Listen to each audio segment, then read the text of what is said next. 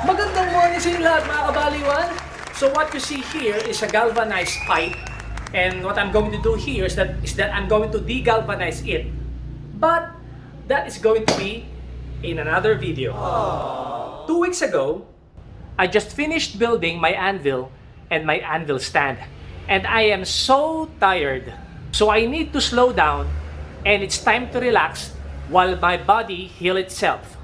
So if you check my channel, I did prepare some playlists for you guys. I separated them from their category and compiled them in their respective sections. So this video here is going under the Aquascaping and Gardening playlist. If you follow my videos, I am also an aquarist, and I love to do some aquascaping to relax myself and create a new world inside the glass container. And before we start, hi, I'm Aries Arriesgado, and my passion is creating different projects and showing you how I do it. So don't forget to like and subscribe and click the notification button for more updates. Remember, it's one day or day one. You decide. Let's do it now! Aquascaping time!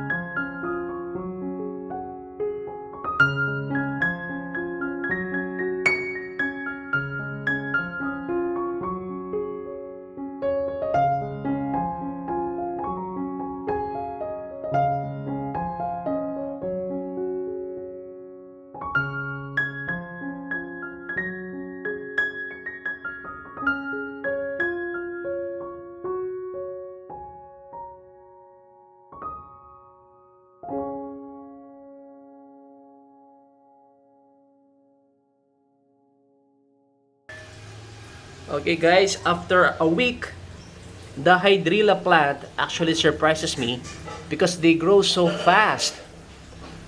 You see that? It's already up here. Okay guys, this is week 2. As you can see, the hydrilla plant, they're already up here. See how fast they grow? Okay guys, this is week 4. And this is the hydrilla plant. As you can see, they grow so fast. You can check it. Right? Over there.